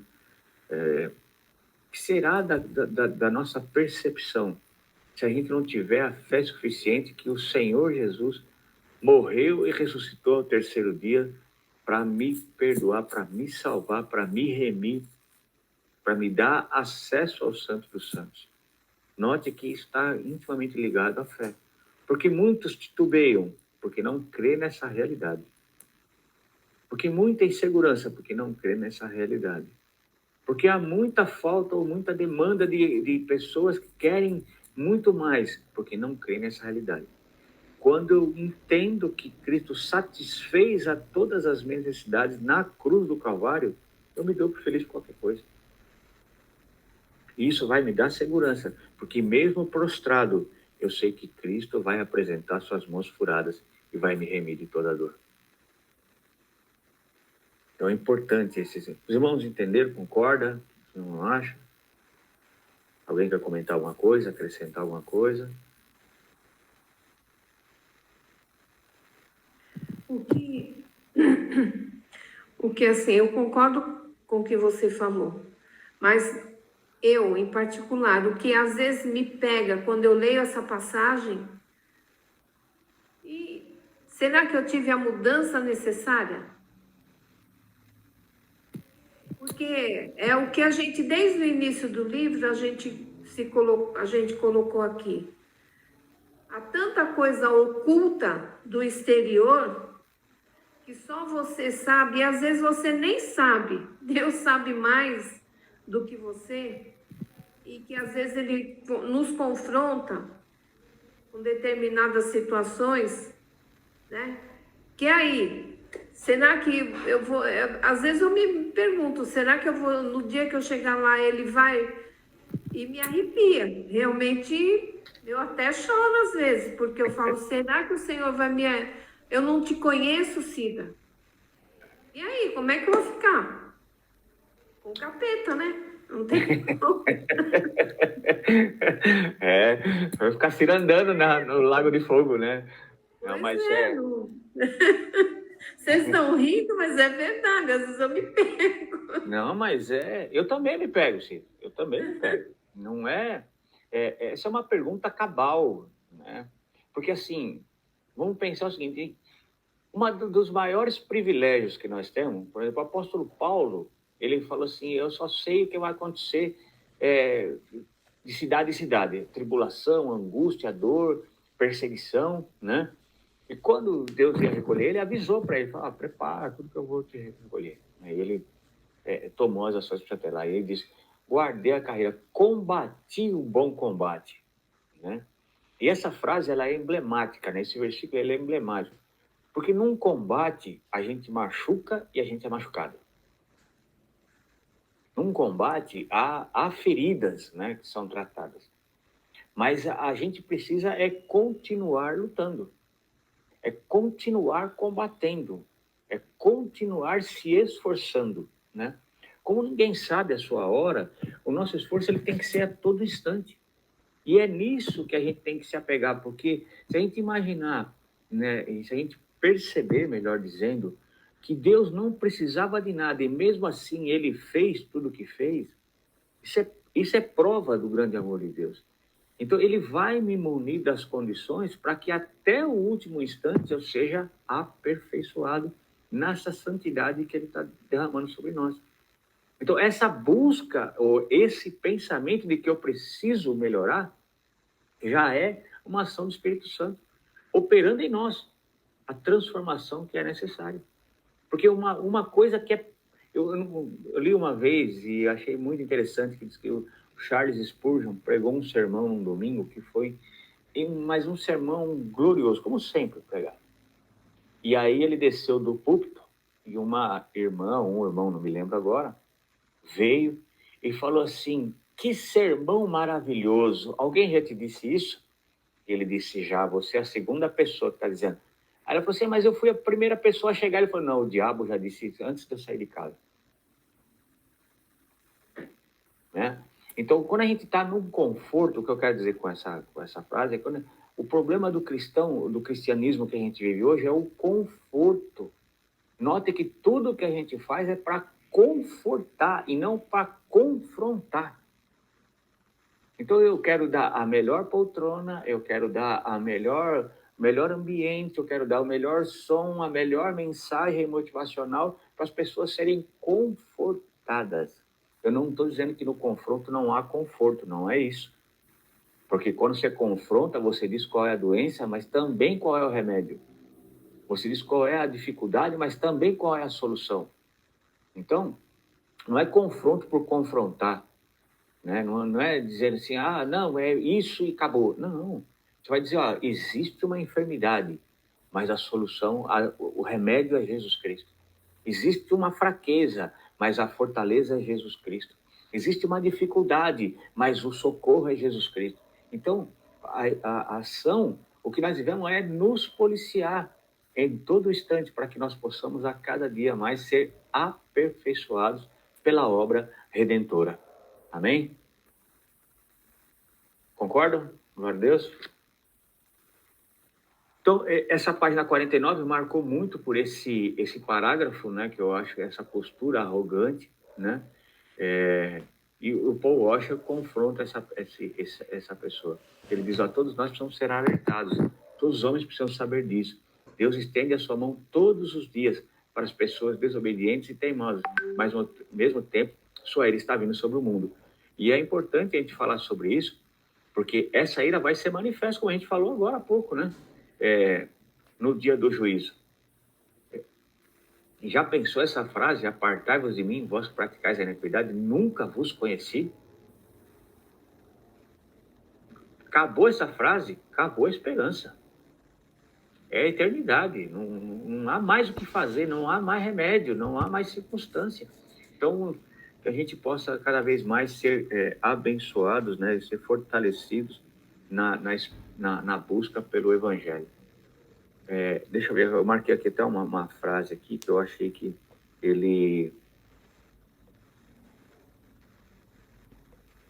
Deixa eu ver o primeiro parágrafo aqui. Ele diz assim, algumas pessoas dizem, irmão Paul, Deus me salvou. E quando elas me dizem isso, eu amo perguntar-lhes, do que ele salvou você? Ele me salvou do meu pecado. E eles respondem, porém, isso está errado. Essa frase, isso está errado, eu acho que seria melhor se tivesse traduzido por insuficiente. Né? Isso é só insuficiente, porque ele diz assim, Deus não nos salvou apenas dos nossos pecados, ele nos salvou dele mesmo.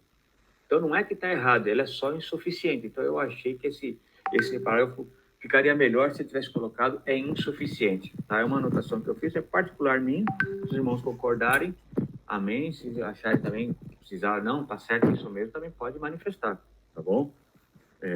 Mas acho que seria melhor compreendido se tivesse escrito insuficiente, porque ele nos salvou, né? Deus nos salvou dos nossos pecados e nos salvou dessa ira, né? É isso que ele fala, nos salvou dele mesmo, está dizendo que salvou da ira. Muitos dizem que o céu é o céu porque Deus está lá. Isso é real e verdadeiro. Todavia, não podemos assumir o contrário. O inferno é o inferno porque Deus não está lá. Isso não é o que as Escrituras ensinam. O inferno é a ira do Deus Todo-Poderoso e a sua perfeita justiça revelada contra o homem por toda a eternidade. A morte e o inferno não são consequências naturais do pecado. Eles são atuações sobrenaturais de Deus contra o homem pecador. Eles são o juízo de Deus. E isso não pode parecer uma verdade nova e absurda para alguns. Isso pode, melhor dizendo, parecer uma verdade nova e absurda para alguns. Mas tão somente leia os livros antigos, você verá que os velhos pregadores sempre disseram isso. Hoje em dia não agimos da mesma maneira, porque perdemos a glória do Altíssimo de vista. Não apenas respiramos o desejo de possuir grandes igrejas. Isso nos afasta das mensagens que falam da ira. Então é uma verdade, né? E eu estou dizendo particularmente, por isso que eu gosto dos reformadores, dos puritanos, porque eles têm esse equilíbrio. Né? Não estou dizendo que tudo que eles falam está extremamente correto, nem que não há nada de novo, não há nada bom hoje. Não é isso que eu estou dizendo. Mas eu gosto da linha de raciocínio dos puritanos, que eles buscavam, em essência, ser completamente transformados. Por exemplo, naquele catecismo de Westminster que a gente, que o André até colocou, disponibilizou para a gente, vou pegar aqui um parágrafo, eu deixei separado. Caramba, perdi aqui. Que ele falava da ira de Deus. Deixa eu ver se eu acho aqui de novo. Aí a gente já...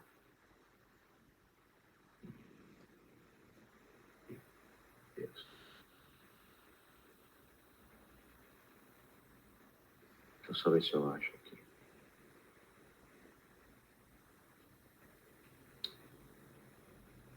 Digitei errado, espera um pouquinho só.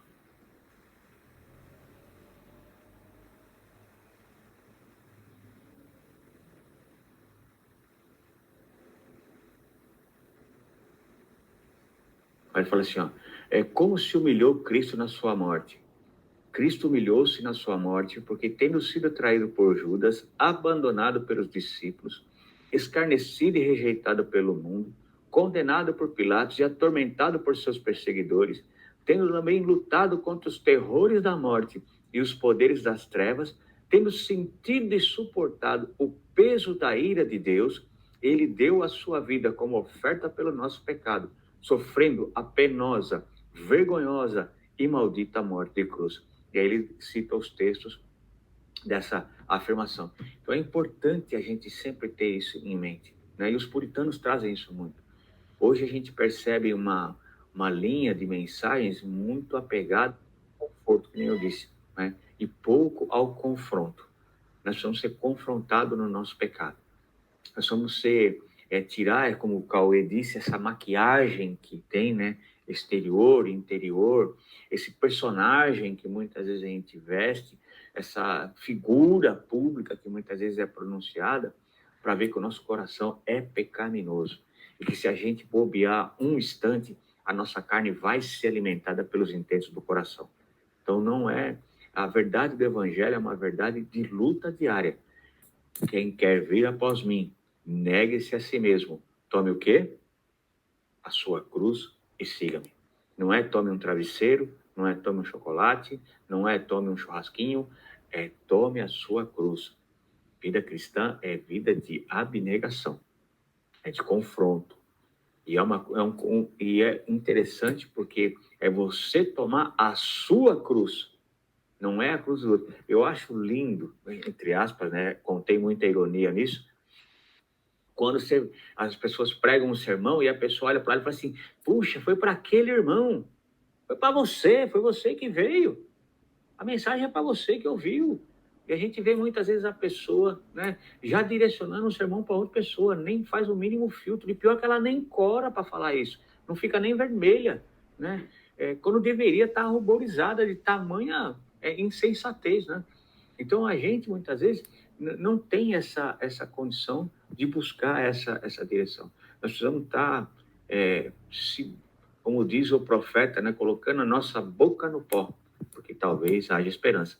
A esperança tem nome e sobrenome, Jesus Cristo, Rei dos Reis. Então, nós vamos estar apegados nisso, né? Na página 51, que a gente já está indo para o fechamento, ele diz sobre o amor e o ódio, né? Ele diz assim, ó: porém eu lhe digo que Deus é amor e por isso mesmo ele deve odiar. O ponto é, você ama os judeus, então deve odiar o holocausto. Se eu disser, ei, você leu sobre o holocausto, você responder sim, mas eu sou bastante neutro nesse assunto, quer dizer, você sabe, foi ideia do Hitler e por mim está tudo bem? Então ele fala assim, eu irei pensar que você é um monstro. Então é um posicionamento, isso é um posicionamento. E aí entra aquele texto que eu falei de 2 Coríntios. Deixa eu pegar aqui, só para a gente ler. 2 Coríntios 6.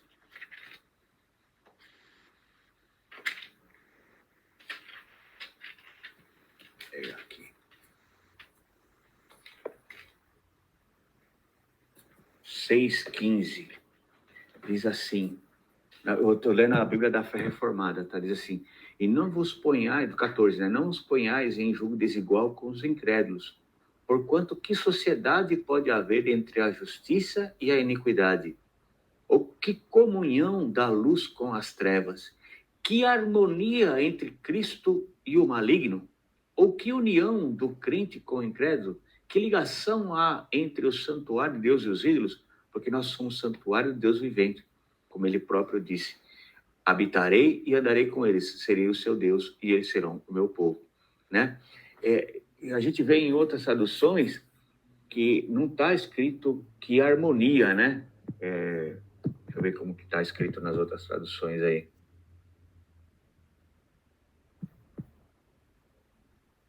Só para a gente comparar. 2 Coríntios 6:15. É que concórdia há entre Cristo e Belial, né? Mas o melhor, o texto mais adequado é esse, que harmonia. Então, notem que aqui é uma decisão que nós vamos tomar, né? Qual é um? Qual é outro? Como é que eu posso, né? Vamos dizer assim, vou usar um exemplo bem chulo para a gente ter isso. Como é que eu posso dizer que adoro a Deus por meio de louvores, por meio de adoração, e no meu toca CD, no meu rádio, fica tocando Autoestrada para o Inferno de AC/DC? Tem uma coisa errada. Tem alguma coisa errada. Então, o problema é que a gente minimiza. Eu não estou aqui dizendo que não há beleza, nem que não há coisas boas nas artes. Não é isso, não estou dizendo isso. Mas o problema é que a gente pega coisas assumidamente não cristãs e a gente está fazendo uso disso aí. Acordes que não são cristãos em músicas cristãs, pagode evangélico, funk evangélico, culto. Outro dia eu vi uma igreja americana que fez um culto com o tema era Star Wars. Então você abria a porta da nave, né, que a gente chama o templo de nave, e tinha 2 réplicas daquelas naves de batalha da Star Wars na entrada. Gente vestida a caráter. Que concórdia, o que nós estamos procurando? Que concórdia. Então, a gente precisa entender que luz é luz, treva é trevas. Não dá para misturar. E a gente tenta, por nosso conforto, tentar misturar essas coisas. Se eu amo a Deus, eu tenho que odiar o pecado. Se eu amo a Deus, eu não posso passar pano para o pecado. Se eu amo a Deus, eu não posso... E eu estou dizendo isso olhando para mim mesmo, tá? Não estou olhando para ninguém. Estou dizendo para mim mesmo. O pecado está lá dentro da minha mente, do meu coração, dentro do meu entendimento. Nesse ponto, eu não estou falando de ninguém fora. Estou falando de mim para mim mesmo. E na minha vida não pode haver concordância, não dá para ter harmonia entre Cristo e Belial. Não dá para ter harmonia entre os prazeres humanos, né, na sua essência, com aquilo que está prometido na salvação. Ou os meus olhos estão colocados na eternidade com Cristo, ou os meus olhos estão colocados nessa vida terrena. Não dá para me enganar nas duas coisas. Eu não posso olhar para lá alimentando as coisas daqui. É isso que precisa ficar bem claro. E eu acho que esse é o cerne do capítulo, né? Que Deus providenciou todas as coisas para desassociar o homem do seu pecado. E essa desassociação só acontece quando eu tenho uma nova natureza em Cristo Jesus. Amém? Então, Deus deve amar tudo o que amamos? É a pergunta que ele faz, né? E nós achamos que temos o direito de amar tudo o que escolhemos amar, mas nós pensamos que Deus deve amar tudo o que nós amamos. Deus ama tudo que é semelhante a Ele por causa da sua absoluta perfeição. Ele vem com ira contra aquilo que contradiz a sua natureza e a vontade, e esses somos nós. Cada pessoa que já andou na face da terra tem quebrado cada lei que Deus criou. Se você não entende isso, você não entende o cristianismo. Então, nota que ele está falando de uma natureza caída. É lógico que a gente está analisando só esse capítulo em particular. Ele vai falar dessa verdade do evangelho que muda as questões, que muda a natureza do ser humano, que muda essa característica.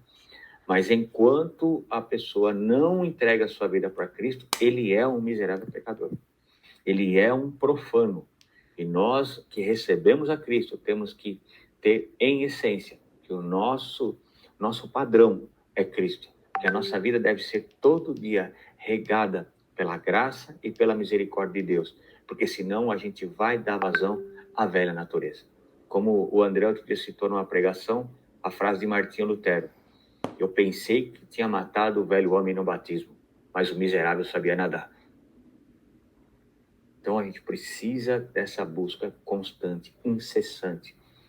A gente precisa estar entregue na mão do Espírito Santo, para que ele nos conduza primeiramente nessa ação interior, para que essa ação exterior aconteça depois. Notem, e aqui é uma discussão depois teológica, que a gente pode até ver, o 1 Tessalonicenses fala que todo o seu espírito, alma e corpo sejam plenamente conservados. É interessante que essa ordem está inversamente proporcional à criação, que primeiramente foi criado a carne, e, né, os órgãos, e por fim foi soprado o fôlego de vida. O Espírito foi o último. Lá, então, o apóstolo Paulo está dizendo que a ação começa primeiro no meu espírito. Eu entrego a minha vida para Cristo, o Espírito começa a atuar.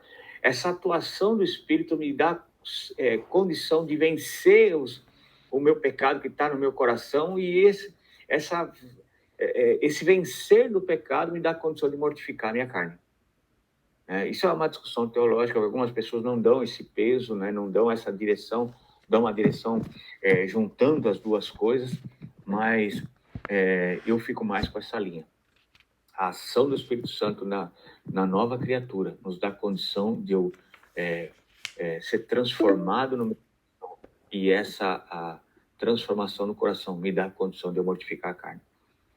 Buscar a santificação, porque sem santificação ninguém verá o Senhor. O meu espírito adora a Deus, esse espírito transforma o meu coração. Esse coração transformado mortifica a minha carne, e todo o meu ser entra em verdadeira adoração a Deus. Essa mudança na minha vida impacta aqueles que estão lá fora. Eles vão começar a perceber que as trevas que havia em mim estão sendo dissipadas pela luz que está sendo gerada. Notem a dimensão da coisa, como é que funciona, né? Não é mais uma acusação, não é mais um apontar de dedo, mas é uma vida que começa a manifestar a luz do Evangelho, né? Que o Espírito Santo nos envolva com essa luz, que o Espírito Santo nos transforme ao ponto de nós vivermos essa santidade e essa mortificação para impactarmos quem está ao nosso derredor. Amém, irmãos? Alguém quer comentar alguma coisa? Amém, pastor Gilberto. Glória a Deus. Hoje foi uma bênção o estudo. Foi, irmão. Glória a Deus. Fico feliz.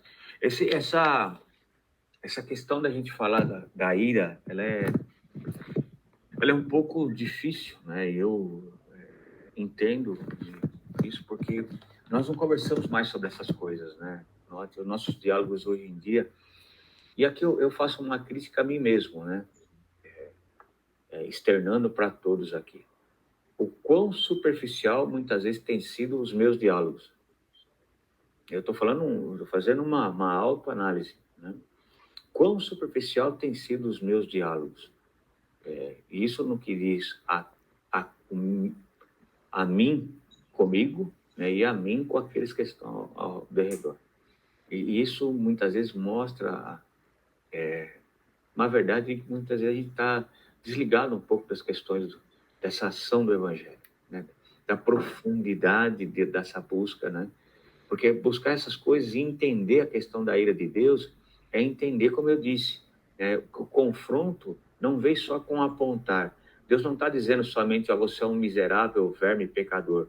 Ele está dizendo, você é isso, mas em Cristo Jesus eu posso mudar a sua natureza. Então, é glorioso saber que Deus nos conhece na nossa essência. Deus nos conhece na profundidade, mas mesmo assim Ele providenciou, pela sua graça, tudo aquilo que nós necessitamos para ser transformados. É glorioso, né? Que a gente possa entender essa graça, que não haja dúvidas com essa questão da ira de Deus e que nem nós não tenhamos nenhum entendimento contrário a isso. Amém? Amém. Glória a Deus. Mas o pastor Livanto, quer comentar alguma coisa, pastor? Quietinho hoje?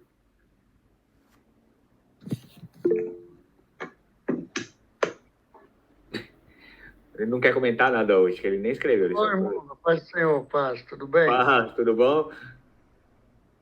Deus. Não, a gente já comentou na última segunda-feira, aí deixa para os irmãos também, né? Não, é porque é para todo mundo. Glória a Deus. É importante, né, a gente saber que Deus, ele é amor, mas ele é justiça mesmo, né? A ira dele vai se manifestar, como diz lá em João 6,36, né? Como Jesus mesmo diz ali, né? Que a ira de Deus vai se manifestar, né? Sobre o ímpio. E o ímpio, o cristão que está na igreja que não obedece, é o ímpio, né? Para Deus ele é ímpio. Então, nós temos que verdadeiramente andar no evangelho, andar na palavra, seguir de verdade mesmo. Quando Jesus fala, vai procurar verdadeiros adoradores que o adorem em espírito e verdade, é que nós não sejamos, Deus quer que nós não sejamos ímpios, nós nos tornemos transformados, né, uma nova criatura verdadeira, a viver um evangelho para que a ira não nos alcance mesmo, né? Ainda que a gente sabe que nós fomos predestinados para sermos a imagem do Filho de Deus, mas aí a gente tem que perseverar, né? Perseverar, porque só Deus sabe quem será salvo. Nós cremos que somos salvos. Mas se nós não observarmos que existe a justiça de Deus virá com ira, a gente pode cair do lado errado. Então a gente tem que continuar do lado certo, perseverando, né? Essa batalha aí. Eu observei muito aquela passagem do hino lá, né, Gilberto, pastor Gilberto, que ele ganhou a fita lá e os pastores moderninhos mudaram o louvor, né? Querendo falar que o homem é bonzinho. Não, o homem é bonzinho, Deus vai salvar a si mesmo. E não é nada disso, né? Nós temos que ter consciência que nós não seremos salvos de qualquer maneira. Nós temos que viver em santidade, né? O amor, mas a santidade tem que andar junto, né? Amarmos uns aos outros. O que adianta eu amar os irmãos e eu viver em pecado, né? Então, o que vai acontecer comigo? Eu vou ser condenado, né? Então, não adianta, por exemplo, a gente vê um louvor que está errado, que nem comentando o louvor lá da página 14, né? Uhum. Parece que é a página 44. 44. Né? Deram a fita para ele, só que mudaram a letra, né?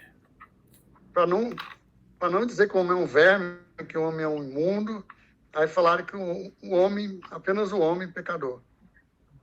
Então a gente não pode tentar mudar o que Deus já destinou. O que Deus escreveu, a gente tem que seguir. Ou a gente segue com ele, ou a gente sai fora. É obediência, né, pastor? Se não tiver obediência... Aí eu queria pegar um negócio que o irmão falou assim, que é bem interessante, só para a gente fazer um raciocínio, né? Nem todos que estão na igreja realmente são salvos, né? Ou são convertidos, digamos assim. E aí é importante a gente pensar o seguinte, que nem todo que está na igreja é salvo, mas há muitos que estão fora da igreja, né? Não é possível um cristão ser cristão e não estar numa igreja. Não há como congregar. Tem gente que diz assim, eu sou salvo, mas estou aqui em casa, eu fico adorando a Deus aqui em casa mesmo. Isso não há essa possibilidade, irmão. Como é que uma pessoa que faz parte de um corpo, uma parte do corpo, Imagina você cortar teu braço, vai deixar o braço em casa. O que vai acontecer? Vai apodrecer. Como é que a pessoa pode dizer, não, eu sou cristão, eu vivo, eu adoro a Deus, mas eu fico aqui na minha casa? Então, nem todo o cristão, nem toda pessoa que está na igreja é cristão realmente. Mas todo cristão tem que estar na igreja. Tem que estar na igreja. É uma questão crucial. Não é verdade? A gente vê muita gente falando isso aí. Pode falar. Pode falar. Não, pode falar, pastor. Não, você vê que o apóstolo Paulo, ele sempre ia à igreja que está na casa do irmão tal, a igreja do irmão tal. Apocalipse, a carta às 7 igrejas. Então, Deus estabeleceu as igrejas, né? A igreja, né, dele, onde o corpo tem que estar junto, unido. Verdade. É isso mesmo. Glória a Deus. Obrigado pela participação, pastor Livandro. Glória a Deus. Paz. Vamos só, vai acabar aqui, né? Então eu quero só agradecer os irmãos, né? Agradecer realmente a participação dos irmãos, a todos aqueles que têm cooperado conosco. Dizendo aqui que a gente está como moderador, mas isso não significa que a gente tem, né, toda a verdade. A ideia é participar, como eu disse, não tem certo, não tem errado. A nossa ideia é abrir a participação para que todos falem, para que todos participem. Na próxima, a irmã Solange vai participar também, né? Que ela está quietinha. Ela pensa que eu não estou vendo, mas estou vendo ela daqui. Né? Misericórdia. Mas a ideia é isso. O intuito, irmãos, é que nós possamos crescer na graça e no conhecimento. Então, a ideia aqui não é afrontar, não é machucar, a ideia não é... Mas é entender que na nossa essência nós somos miseráveis pecadores. Mas isso é só uma parte da situação. É entender que agora em Cristo a nossa história foi mudada. Em Cristo há a possibilidade de nós sermos transformados. E é essa a razão da nossa esperança. Que o nosso rumo certo era a perdição. Mas agora a nossa direção foi mudada. E nós já estamos vivendo uma realidade diferente. É isso que é importante entender, irmão. Isso não vai ser... A eternidade já chegou para nós. Essa que é a glória do Evangelho. E a gente esquece disso. Existe uma realidade que a gente vai viver ainda no céu? Claro, sem sombra de dúvida. Mas a eternidade já chegou para nós.